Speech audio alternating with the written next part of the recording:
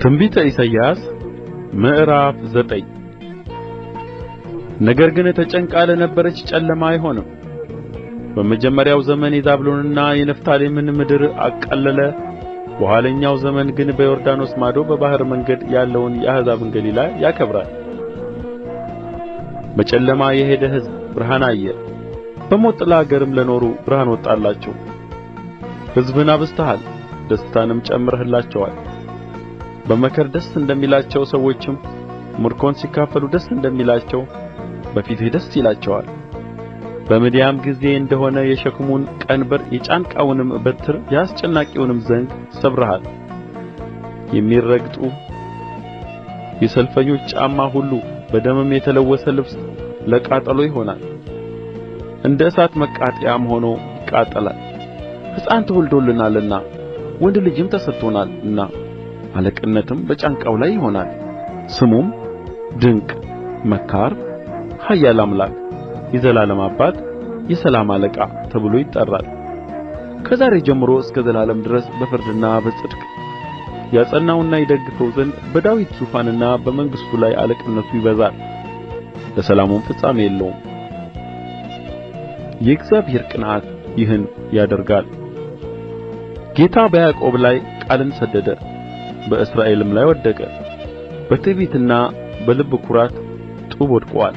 ነገር ግን በተዋቀረ ድንጋይ እንሠራለን። የሾላ ዛፎች ተቈርጠዋል፣ ነገር ግን ዝግባን እንተካባቸዋለን የሚሉ በኤፍሬምና በሰማርያ የሚኖሩ ሕዝብ ሁሉ ያውቃሉ።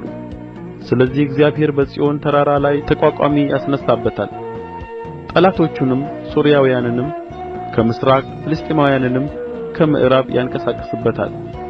እስራኤልንም በተከፈተ አፍ ይበሉታል። በዚህም ሁሉ እንኳ ቍጣው አልተመለሰችም፣ ነገር ግን እጁ ገና ተዘርግታ ትኖራለች። ሕዝቡ ግን ወደ ቀሰፋቸው አልተመለሱም፣ የሠራዊትንም ጌታ እግዚአብሔርን አልፈለጉም። ስለዚህ እግዚአብሔር ራስንና ጅራትን የሰሌኑን ቅርንጫፍና እንግጫውን በአንድ ቀን ከእስራኤል ይቈርጣል። ሽማግሌውና ከበርቴው እርሱ ራስ ነው፣ በሐሰትም የሚያስተምር ነቢይ እርሱ ጅራት ነው። ይህን ሕዝብ የሚመሩ ያስቱአቸዋል፣ ተመሪዎችም ይጠፋሉ። ሰው ሁሉ ዝንጉና ክፉ ሠሪ ነውና አፍም ሁሉ ስንፍናን ይናገራልና። ስለዚህ ጌታ በጕልማሶቻቸው ደስ አይለውም፣ ለድሀ አደጎቻቸውና ለመበለቶቻቸውም አይራራም።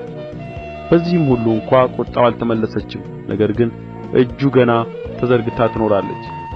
ክፋት እንደ እሳት ይቃጠላል፣ ኵርንችቱንና እሾሁን ይበላል፣ ጭፍቅ የሆነውንም ዱር ያቃጥላል።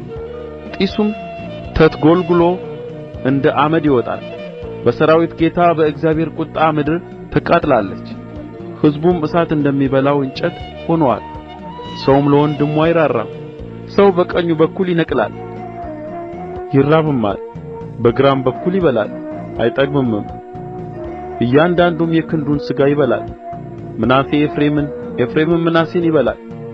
እነርሱ በአንድነት የይሁዳ ጠላቶች ይሆናሉ። በዚህም ሁሉ እንኳ ቍጣው አልተመለሰችም፣ ነገር ግን እጁ ገና ተዘርግታ ትኖራለች።